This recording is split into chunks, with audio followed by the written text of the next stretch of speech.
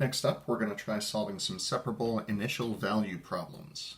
So for our first example, we've been given y prime is equal to y squared times x plus 1, with y of 0 being equal to 2. Now, we can start same way as we started the previous problems by setting this up as a separable differential equation. First thing to do will be to separate the differentials. Multiply both sides by dx, giving us dy is equal to y squared times x plus 1 times dx. Based on the relative locations of the differentials, this means that we're going to want to gather all of the y terms on the left-hand side, all of the x terms on the right-hand side. We can accomplish this by saying let's divide both sides by y squared, or in anticipation of the power rule, we'll be multiplying by y to the negative 2 power. So y to the negative 2 power, dy, is equal to x plus 1 times dx. In its current form, we are now ready to integrate. And so we will integrate both sides with respect to the appropriate variables. On the left-hand side, we will increase the power of y by 1 and reduce the power by 1, giving us negative 1 over y. On the right-hand side, everything here can be accomplished by using the power rule. That'll be 1/2 x squared plus x plus c. Now at this point, it should be pointed out that we can do one of two things. One would be to solve for our constant of integration using our initial condition, or we can solve for y and then try to accomplish the same. I'm going to solve for the unknown constant now by saying let's plug in. The interpretation of the statement would be x is equal to 0 and y is equal to 2. Plugging those in, we'll get negative 1/2 is equal to 1/2 of 0 squared plus 0 plus a constant, telling us that our constant is going to be equal to negative 1/2. This allows us to head back to this equation and now plug in what our initial condition is. So 1/2 x squared plus x plus c will now be minus 1/2. To complete solving this for y, we are going to multiply both sides by negative 1, changing this into negative 1/2 x squared minus x plus 1/2, and then take the reciprocal of both sides. This will give us y is equal to 1 over the previous statement.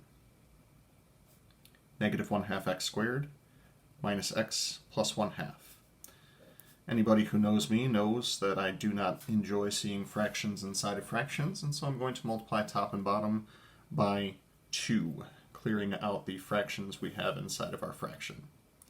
So final answer for this one is going to be y is equal to 2 divided by negative x squared minus 2x plus 1. Now it should be pointed out though that if we went back to that initial condition one more time, if we do plug in x equals 0, we wind up with y is equal to 2 over 1, thus satisfying our initial condition. Just a nice little double check to make sure that all of the algebra went okay. With that in mind, I'd like to take a look at one more example. The one more example I'd like for us to try out is going to be y prime is equal to 3x squared times y squared plus 4, with the initial condition that y of 0 is equal to 0. So first and foremost, I'm going to rewrite this as differentials. Dy over dx is equal to 3x squared times y squared plus 4. Start by separating the differentials, as we frequently do. Multiply both sides by dx. That'll give us dy is equal to 3x squared times y squared plus 4 times dx. Relative positions of the dy and the dx tell us to gather all the y's on the left side, gather all the x's on the right-hand side. We can accomplish this by dividing both sides by y squared plus 4. That'll cancel them out on the right-hand side and introduce a right-hand side of dy over y squared plus 4. Right-hand side will become 3x squared dx. In this form, we are ready to integrate, and thus we will do so. Now the right-hand side is relatively straightforward. That's just going to be power rule. The left-hand side, as a reminder, if we are integrating 1 over u squared plus a squared du, this is going to be equal to 1 over a times the arctangent of u over a. And then generally we would see a plus c as well. Now, for the left-hand side, our u is actually y, and this means that our a value is going to be 2. So we will see 1/2 times the arctangent of y over 2. And this is equal to, on the right-hand side, simply x cubed plus a constant. Now, as was the case on our previous problem, we have the option of either solving for y, then finding our constant of integration, or finding the constant of integration, then solving for y.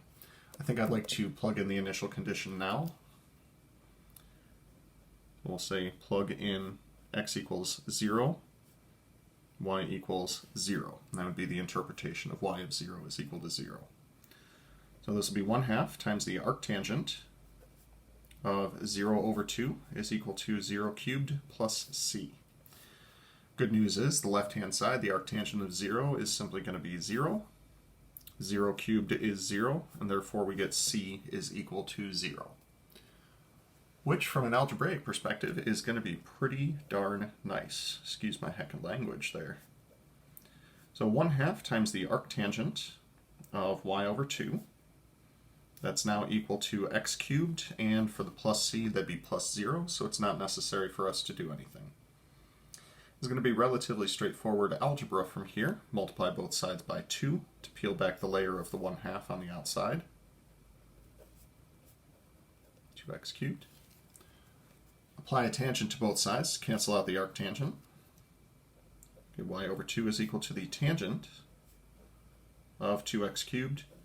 And finally, multiply both sides by 2 to get our final answer of y is equal to 2 times the tangent of 2x cubed.